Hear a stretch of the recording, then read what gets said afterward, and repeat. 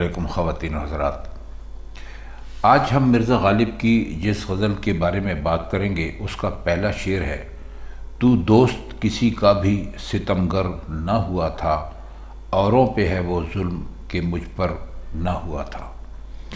ستمگر کہتے ہیں ستم کرنے والے کو، اور اکثر و بیشتر شعراء ستمگر اپنے محبوب کو ہی قرار دیتے ہیں۔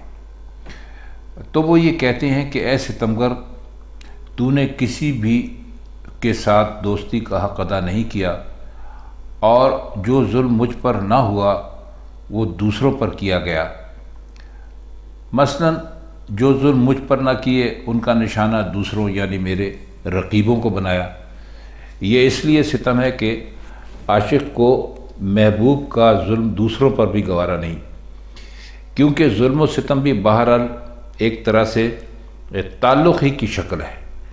مثلاً یہ ہے کہ اگر آپ کا محبوب کسی سے نفرت کرتا ہے تو اس کے اور اس کے آپ کا جو رقیب ہے اس کے درمیان ایک رابطہ تو ہے نا، چاہے وہ نفرت کا رابطہ ہی ہو۔ اس کا بھی خیر مرزا غالب نے کئی جگہ پر ذکر کیا ہے۔ مثلاً ایک جگہ کہا ہے، آپ کو شعر یاد ہوگا: لاگھو اس کو تو ہم سمجھیں لگاؤ۔ یا پھر ایک شعر وہ ہے کہ قطع کیجئے نہ تعلق ہم سے۔ تو کہتے ہیں کہ تو نے جو ظلم کیے وہ دوسروں پر نہ ہوئے، یعنی تو نے ظلم تو سب پر کیے، اور تیری ستمگری کا یقیناً ہے، کوئی یقین ہے، اگرچہ مجھے تمہارے ظلم کا نشانہ بننے میں دوسروں پر ایک طرح کا امتیاز حاصل ہے۔ دوسرا شعر ہے کہ چھوڑا مہ نخشب کی طرح دست قضا نے، خورشید ہنوز اس کے برابر نہ ہوا تھا۔ پہلے سمجھ لیجئے کہ دست قضا کسے کہتے ہیں۔ دست قضا کہتے ہیں موت کو، موت کا ہاتھ، تو موت ہی سمجھ لیجئے۔ اور خورشید کہتے ہیں سورج کو، ہنوز کہتے ہیں ابھی کو، اور لفظ اس میں ہے نخشب۔ اس کے پیچھے ایک کہانی ہے، اس لفظ کے پیچھے، کہ ترکستان کا ایک شہر تھا جسے ایرانی نخشب کہتے تھے، اور سنا ہے کہ آج کل بھی یہ ہے، چھوٹا سا شہر ہے، اس کا نام کرشی ہے۔ تو یہاں پر ایک آدمی تھا، اس کا نام تھا ابن مقنع۔ تو اس آدمی کو لوگ خراسان کا نقاب پوش رہتا تھا ہمیشہ، تو اس نے نبوت کا دعویٰ کر رکھا تھا۔ تو اس نے یہاں پر طرح طرح کے کرشمے دکھائے، ہو سکتا ہے جادوگر ہو، اور لوگوں کو اپنی طرف اس نے اپنا مرید بنا لیا، معتقد بنا لیا۔ تو ان میں سے ایک چیز ایک کنویں سے باہر نکلتی تھی، اور لوگ اسے چاند سمجھتے تھے، کیونکہ اس کی شکل چاند سے ملتی جلتی تھی، اور اس کی روشنی بھی تھوڑی دور تک ہوتی تھی۔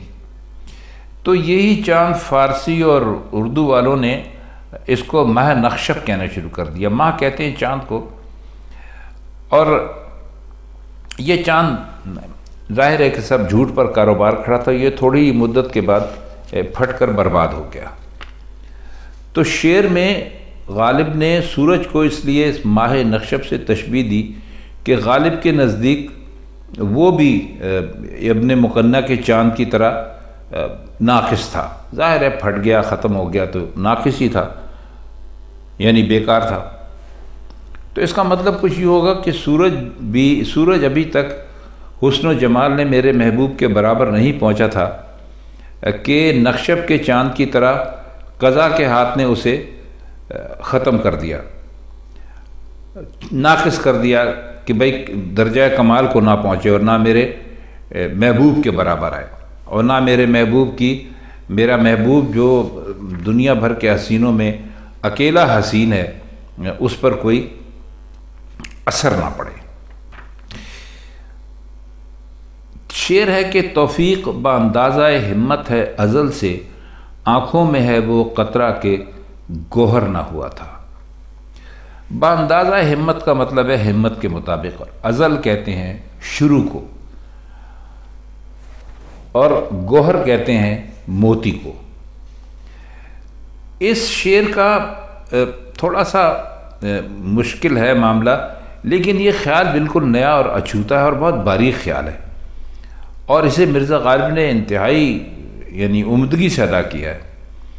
دعویٰ یہ ہے کہ جس قدر ہمت بلند ہوتی ہے تو اس کے مطابق ہی جو آپ کو جو اللہ کی مدد ہے وہ غیب سے ملتی ہے، اور ثبوت یہ ہے کہ قطرہ اشک یعنی آنسو کا قطرہ جسے آنکھوں میں جگہ ملی ہے، اگر اس کی ہمت جب کہ وہ دریا میں تھا موتی بننے پر قانع ہو جاتی تو اس کو جیسا کہ ظاہر ہے یہ درجہ آنکھوں میں جگہ ملنے سے حاصل نہ ہوتا۔ شعر کا بنیادی مضمون یہی ہے کہ فطرت ازل سے یعنی شروع سے ہر وجود کی حمایت بھی کرتی ہے اور اس کی تائید بھی کرتی ہے اور اس کی ہمت کے مطابق کرتی ہے۔ تو انسانوں میں جو عمل کا جو فرق ہے وہ بھی ہمت ہی کی کمی بیشی کا نتیجہ سمجھیے، اس لیے کہ ایسی دلیل پیش کی جو ہر شخص کی نگاہوں کے سامنے ہے اور اس کے قبول میں کسی کو بھی کوئی تعامل نہیں ہو سکتا۔ مثلا اگر قطرہ دریا میں رہ کر اور آغوش صدف کی میں تربیت پا کر موتی بن جاتا تو اس کے لیے بھی بلندی حاصل کرنے کے کئی موقع تھے، جیسے ہاتھ میں جگہ پا کر حسینوں کے گلے تک پہنچ جاتا، اور زیور کسی میں لگا دیا جاتا تو کانوں تک پہنچ جاتا، بادشاہوں کے تاج میں شامل ہوتا، سر پہ پہنچ جاتا۔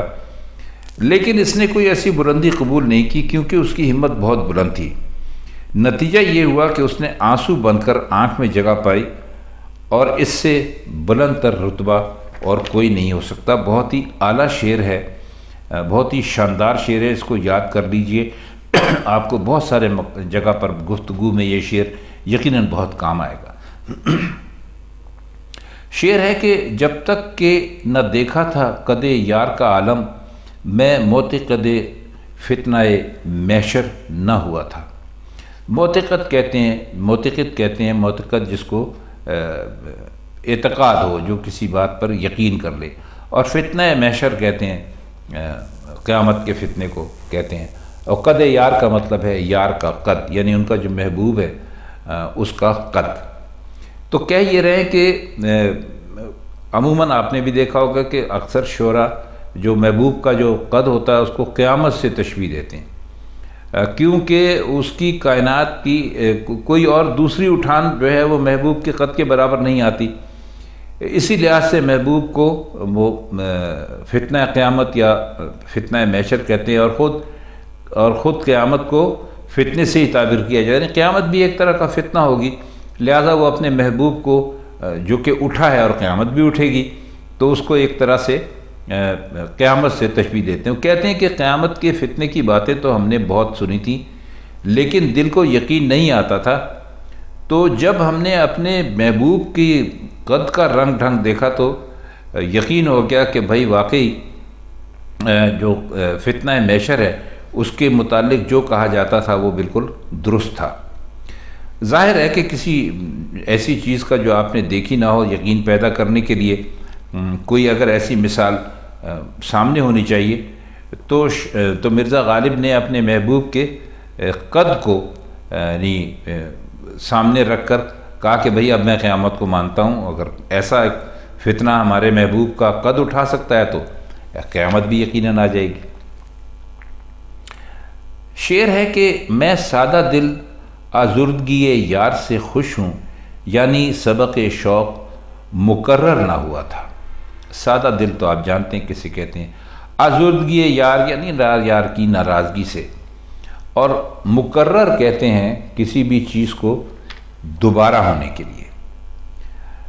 تو فرماتے ہیں کہ میں تو سادہ دل اور سادہ لو سا سیدھا سادہ سا آدمی ہوں، یہی وجہ ہے کہ محبوب کے آزردہ، ناراض اور رنجیدہ ہو جانے پر خوش ہوتا ہوں، کیونکہ اس طرح جو معاملات عشق ہیں ان کا سبق دہرانے کا موقع مل جائے گا۔ تو کہنا یہ چاہ رہے ہیں کہ جب محبوب رنجیدہ ہوگا تو مجھے موقع ملے گا کہ اس کے سامنے حاضر ہو کر اپنے عشق و محبت کی کیفیت بیان کروں، بتاؤں کہ میں آپ کے بغیر زندہ نہیں رہ سکتا۔ اس سلسلے میں کچھ گلے شکوے بھی ہوں گے۔ تو یہ تمام باتیں پہلے مرحلے پر تو دلی خوشی کا باعث بنی تھیں، کیونکہ رنجیدگی کے بعد محبوب سے صلح ہو گئی تھی۔ عاشق چاہتا ہے کہ وہ سارا قصہ نئے سرے سے دہرایا جائے، لہذا اپنی سادہ دلی سے محبوب کو رنجیدہ دیکھ کر خوش ہوتا ہے، اور سمجھتا ہے کہ محبوب کا رشتہ نئے سرے سے بنے گا تو اس میں زیادہ مضبوطی پیدا ہوگی۔ جس طرح سبق دہرا لیا جائے تو وہ خوب یاد ہو جاتا ہے، تو اس طرح آرزو کو سادہ دلی اس لیے کہا کہ عاشق یہ اندازہ نہیں کر سکا کہ ایک مرتبہ تعلقات درست ہو جانے کے بعد ضروری نہیں کہ دوبارہ بھی ویسا ہی رابطہ قائم ہو جائے، اس لیے اپنے آپ کو سادہ کہا۔ شعر ہے کہ دریائے معاصی تنک آبی سے ہوا خشک، میرا سر دامن بھی ابھی تر نہ ہوا تھا۔ دریائے معاصی کہتے ہیں معیشت کی جمع، اور اس کا مطلب ہوتا ہے گناہ، اور یہ پانی کی جو کمی ہے، اس شعر میں جو لفظ استعمال ہوا ہے تنک آبی، تو اس کا مطلب ہے پانی کی کمی۔ اور اس کے دوسرے مصرے میں تر نہ ہوا تھا میں ایک لطف یہ بھی ہے کہ محاورے میں آپ نے سنا ہوگا کہ وہ دامن تر جو ہے وہ گناہ گاری کے لیے استعمال کرتے ہیں۔ تو کہتے ہیں کہ گناہ کرنے میں ہمارا حوصلہ اتنا زیادہ ہے کہ اس کے باوجود کہ گناہوں کا جو دریا ہے وہ خشک ہو گیا، مگر ابھی ہمارے دامن کا پلہ تک نہیں بھیگا۔ گناہوں کے دریا میں شاید پانی تھوڑا تھا کہ وہ بالکل خشک ہو گیا، حالانکہ ہم ابھی تک اپنے دامن کا ایک کونا بھی بھگو نہیں سکے تھے۔ اب اس شعر میں دو نقطے بطور خاص قابل غور ہیں۔ پہلا یہ کہ گناہوں کے دریا میں حقیقتاً پانی کم نہیں تھا، لیکن گناہ گار کے دامن کا گوشہ اتنے پانی اپنے اندر جذب کر گیا کہ احساس ہوا کہ شاید اس میں پانی ہی کم تھا۔ اگر واقعی پانی کم ہوتا تو اس کے لیے دریا کا لفظ استعمال کرنے کی کوئی وجہ نہیں تھی۔ مطلب یہ کہ دریا میں پانی کی کمی نہیں تھی، مگر گناہ گار کی یعنی حوصلے نے اسے زیادہ بنا دیا۔ دوسرا نقطہ یہ ہے کہ دریا کا جو دامن تھا وہ ان کے جو گوشہ تھا اس کا کنارہ بھی تر نہیں کر سکا۔ آئیے اب اس کا اگلا شعر دیکھتے ہیں، بلکہ آخری شعر ہے۔ جاری تھی اسد داغ جگر سے میرے تحصیل، آتش کدہ جاگیر سمندر نہ ہوا تھا۔ دیکھیے اس میں ایک لفظ حاصل ہوا ہے تحصیل، آپ نے بھی سنا ہوگا، بہت عام لفظ ہے۔ تحصیل کا اصل میں مطلب ہوتا ہے کوئی چیز حاصل کرنا یا استفادہ کسی چیز سے کرنا، اور سمندر جو ہے ایک جانور ہوتا ہے بڑے چوہے کے برابر، تو جس کے متعلق فارسی اور اردو ادب میں یہ کہانی مشہور ہے کہ وہ آگ میں پیدا ہوتا ہے اور وہیں رہتا ہے، جیسے مچھلیاں اور دوسرے پانی کے جانور رہتے ہیں، اور آگ سے باہر نکالیں تو مر جاتا ہے۔ بعض کہتے ہیں کہ اس کے پر بھی ہوتے ہیں، اور اس کا دوسرا نام مرغ آتش خار ہے۔ تو بہرحال مختلف قسم کی کہانیاں ہیں، لیکن کوئی ایسا جانور یا پرندہ ابھی تک دریافت تو نہیں ہوا۔ تو آپ نے سنا ہوگا کہ اس ٹائپ کے ان پر جانوروں پر فلمیں بھی بن چکی ہیں، تو اس میں کہ بھئی جانور آگ میں رہتے ہیں اور وہ کبھی مرتے نہیں ہیں، اور آگ سے نکالو تو مر جاتے ہیں وغیرہ۔ تو بہرحال مرزا نے اس جانور کو اپنے اس شعر میں استعمال کیا۔ یہ سمندر ہے، سمندر نہ سمجھیے گا پانی والا۔ تو وہ کہتے ہیں آتش کدہ، یعنی جہاں پر آگ جلتی ہے، تو کہتے ہیں کہ اے اسد میرے جگر کا داغ اس وقت آگ کا سرچشمہ بنا ہوا ہے، اور میں اس سے آگ حاصل کر رہا ہوں۔ جب آتش کدہ میں سمندر نام کا جانور پیدا بھی نہیں ہوا تھا، تو آتش کدے کو اپنا خاص مرکز اور مقام بنانے کا معاملہ تو پیدائش کے بعد کا ہو سکتا ہے۔ مطلب یہ ہے کہ میں اس وقت سے آتش عشق میں جل بھن رہا ہوں جب اس طرح جلنے بھننے والے جو چیزیں تھیں وہ وجود ہی میں نہیں آئے تھے، یعنی بہت ازل سے شروع سے میرا یہی شیوا ہے۔ تو خواتین حضرات، یہ تھی مرزا غالب کی آج کی غزل، اس کے مشکل الفاظ کی معنی اور اس کے کچھ مطلب جو ہم نے آپ کے لیے کیے۔ تو آپ سے ملاقات ہوگی غالب کی کسی اور غزل کے ساتھ انشاءاللہ کسی اور محفل میں۔ تب تک کے لیے ہم آپ سے اجازت چاہتے ہیں۔